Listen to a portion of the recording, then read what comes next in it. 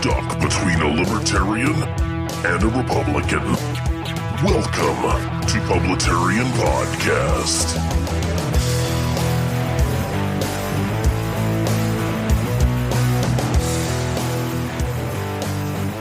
Good morning, good afternoon, good evening, everybody. This is Ronald Johnson, Publitarian, coming at you again with another episode of Publitarian Podcast, and we are up to episode number 86. And I think I'm just going to call this episode a brief ACB update. Short and sweet. And the Publitarian drink of the day is a shot of Goldschlager. I know that makes me sound like a bro. It was just happened to be handy. I was like, let me have a little drinky poo before I start the podcast. And that's what it was. Goldschlager in the belly. So anyway, the big news, of course, President Trump nominates Amy Coney Barrett for Supreme Court. And that's according to the Wall Street Journal. This happened as I'm recording this podcast about 10 minutes ago. President Trump formally nominated Amy Coney Barrett on Saturday to fill the vacant Supreme Court seat left by the late Justice Ruth Bader Ginsburg.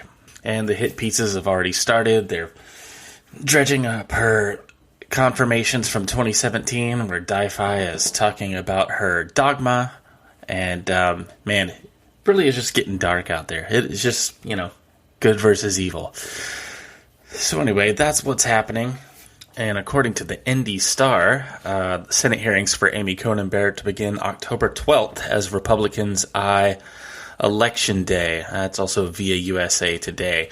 So we'll see what happens to that. That's not necessarily quick. I thought they would just go ahead and start, ramming her through, because you know what's going to happen. They're going to get up there. It's going to start this Brett Kavanaugh-ish political theater, and they'll drag up stuff from preschool that she did wrong and everything. It's just the same old political theater that happens every time a conservative justice gets nominated. This time it's not a white man, so her evil factor is at least a little bit lower. She is still a white woman, though, so that's problematic.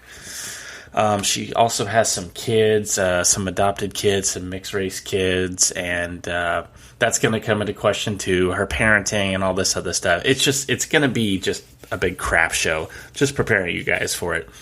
Also preparing you guys for the upcoming election. Like I said, if you have any time at all, not even if you have time, make some time, to volunteer at your local polls, to watch these polls, because there are going to be shenanigans. I still think Trump is going to win, but not if we don't do our part and stay active.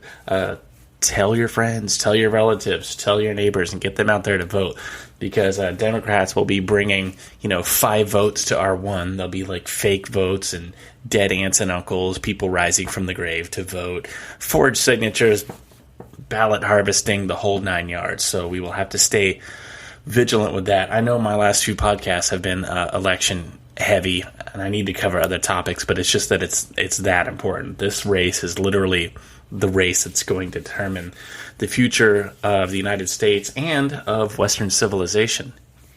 No big deal, no pressure.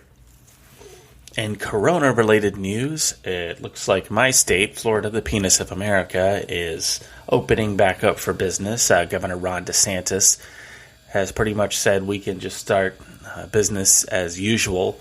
I'm sure it will be up to individual businesses what they do. I'm sure Disney and the big parks aren't going to open a full throttle anytime soon, but it seems like the state of Florida is back open for business. What I've been saying with that is if we don't get some kind of herd immunity and we keep just locking everybody down for a 99.96% survival rate, we're going to be screwed. But of course, I do think a lot of this is by design. I don't buy into the conspiracy theory that this was planned years ago and it's this big, plandemic and all that stuff. I simply just think that the Democrats, to quote Rahm Emanuel yet again, they just never let a crisis go to waste. They see the crisis, they see the opportunity to dunk on Trump, and they take it. They take it every time. So if we get the economy back up and start motoring again, that's, of course, going to make the president look successful, make the economy look better, and Democrats can't have that going into election season. And oh my gosh, Sleepy Joe, what's going on for him? There was a clip today of him saying that he'd been in the Senate for 180 years. I think he caught himself after he said it. He was like, I've been here for 180 years. And then, like, he caught himself doing it. He kind of played it off with a laugh like he was joking. No, he wasn't. That was his cognitive faculties giving way, I do believe. I don't have a crystal ball, but I don't know what's going to happen with Sleepy Joe. Because he is getting worse. Like, each appearance, he's getting worse. And the media is literally, like, behind him with, like... Do you ever see Gulliver's Travels where they have, like, him, like, on stilts and tied? They're just, like, propping him up.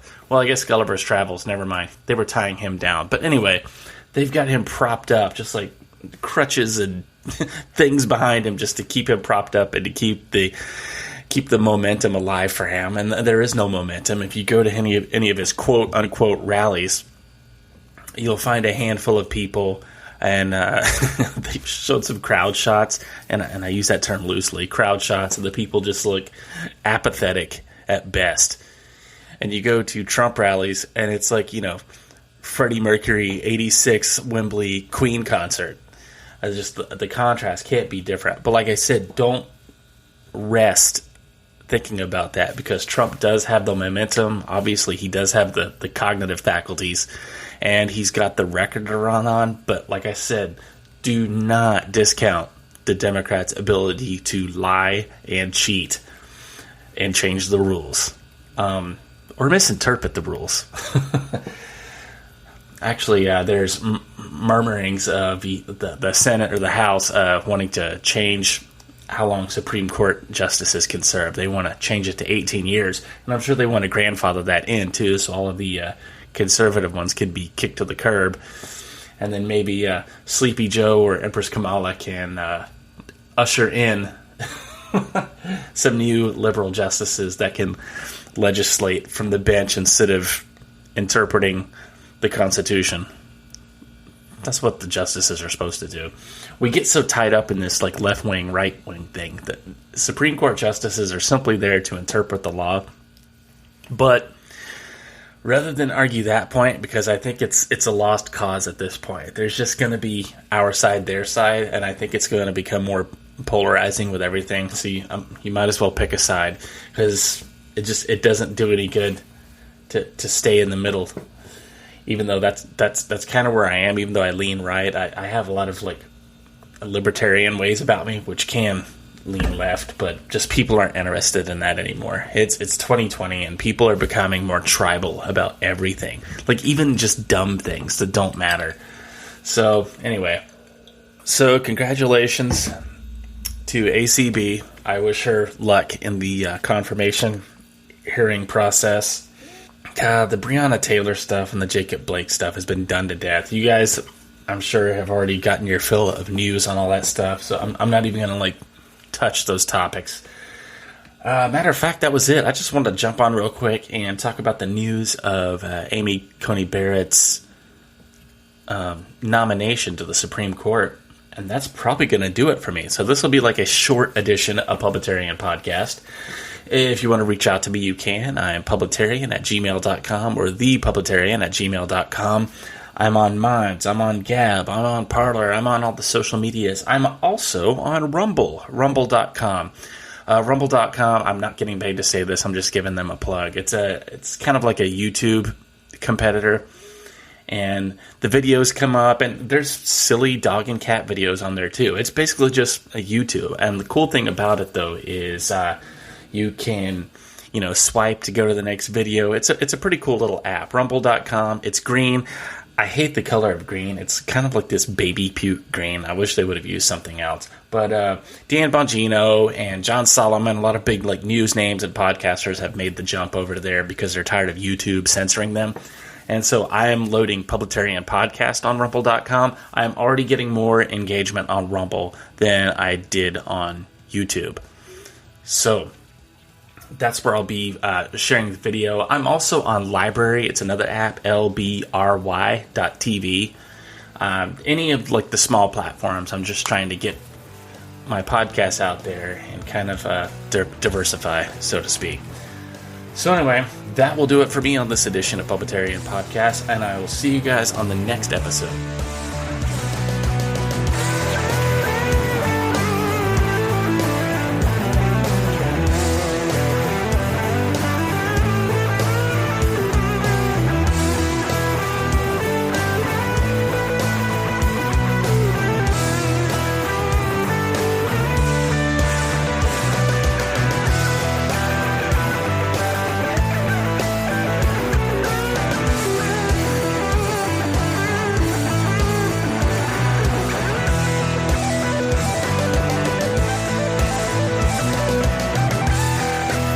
You've been listening to Publitarian Podcast, copyright 2020.